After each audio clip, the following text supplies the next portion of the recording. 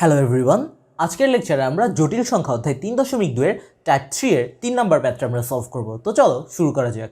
এখানে আমাদের কোশ্চেনে বলছে যে যদি x = 2 + i হয় তবে দেখাও যে x⁴ - 4x³ + 6x² - 4x + 5 = 0 এটা প্রুফ করতে।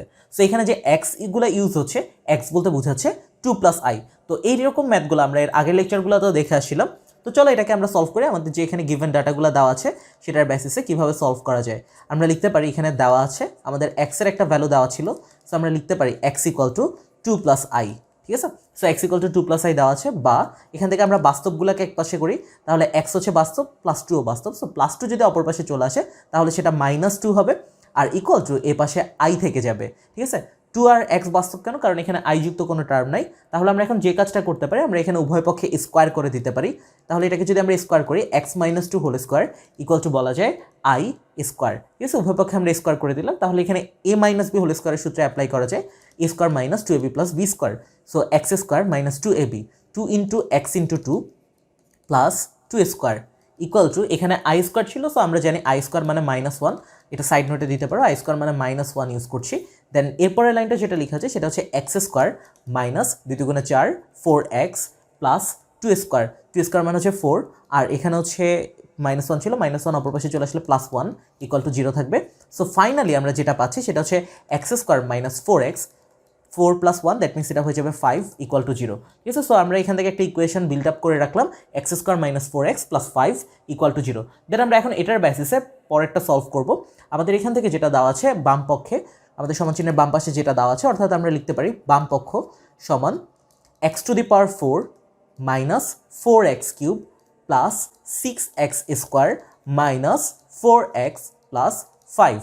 তো আমরা একটা লাইন পরে সলভ করবো এটা। আমাদের এখানে যে টার্মটা দেওয়া ছিল x² - 4x + 5, এটা লিখে নিচ্ছি দুইবার, x² - 4x + 5, এটা আমরা ব্যাক ক্যালকুলেশন করে মিলাবো, আর এখানে x² - 4x + 5। দেন আমরা যদি এটা এখান থেকে মিলাতে চাই, এখানে x⁴ ছিল, আমরা এখানে x² নিয়ে আসবো। x² যদি নিয়ে আসি তাহলে x² × x², দ্যাট মিনস এটা হয়ে যাবে x⁴। প্লাসে মাইনাসে মাইনাস, এখানে 4x ছিল আর এখানে x² ছিল, সো এটা হয়ে যাবে 4 × x³ x আর x² গুণ করলে সেটা x³ হয়ে যাবে। দেন এরপর এটা +5 × x², দ্যাট মিনস এটা হয়ে যাবে +5x²। রাইট, সো আমরা যদি খেয়াল করে দেখি এখানে আমাদের আসার কথা ছিল, আসলে এটা কিন্তু ঠিকঠাক আসছে যে x⁴ x⁴ আসছে, -4x³ -4x³ আসছে। এখানে আসার কথা ছিল +6x², আমাদের আসছে +5x²। তো এখানে একটা শর্টেজ, সো আমরা এই জন্য এখানে দেখতেছি পরেরটাতে x² ছিল, আমরা জাস্ট এর সাথে 1 দিয়ে দিচ্ছি। তাহলে যদি আমরা এখানে 1 অ্যাড করে দিই তাহলে কি দাঁড়াচ্ছে দেখো ব্যাপারটা, 1 × x², দ্যাট মিনস এটা হয়ে যাচ্ছে +x²। সো কত মিলালে আমাদের উপরের টার্মটা মিলে যাবে সেটার সাথে ম্যাচ করে আমরা এখানে তত সংখ্যাটা গুণ করে দিব।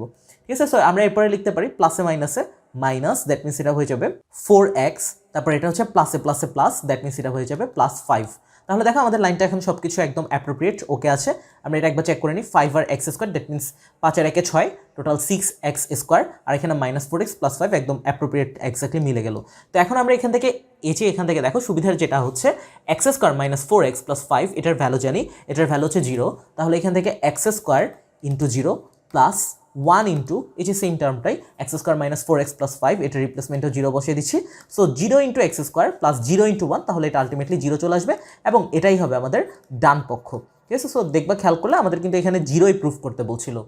সো আমরা সুতরাং দিয়ে লিখে দিতে পারি যে বাম পক্ষ সমান ডান পক্ষ, বাম পক্ষ সমান ডান পক্ষ, অর্থাৎ দিয়ে আমাদের প্রশ্নে যে লাইনটা দেওয়া আছে সেটা লিখে দিতে পারি, অর্থাৎ x⁴ - 4x³ + 6x² - 4x + 5 = 0। আমাদেরকে বলছে দেখাও যে, সো আমরা লাস্টে লিখে ফেলবো যে শোড, দেখানো হলো। তাহলে আমরা এখানে ওভারঅল যে কাজগুলো করলাম সেটা যদি আমরা একটু খেয়াল করে দেখি, আমরা এখানে অ্যাট ফার্স্টে যে গিভেন ডাটাটা দেওয়া ছিল সেটার বেসিসে বাস্তবগুলো এক পাশে নিয়ে আসলাম, দেন আমরা স্কোয়ার করে দিলাম। স্কোয়ার করার পর আমরা এখান থেকে একটা ইকুয়েশন ফর্ম করলাম। এই ইকুয়েশনটার বেসিসে আমরা পরবর্তীতে বাম পক্ষে যেটা দেওয়া আছে সেটা থেকে ব্যাক ক্যালকুলেশন করে জাস্ট এটার ভ্যালুটা বসালে আমাদের আনসারটা চলে আসবে। তো এই হচ্ছে ওভারঅল আমাদের আজকের যে লেকচারটা। আশা করি এটা সবাই বুঝতে পেরেছো। দেখা হবে আমাদের পরবর্তী পর্বে। সাথে থাকার জন্য সবাইকে ধন্যবাদ।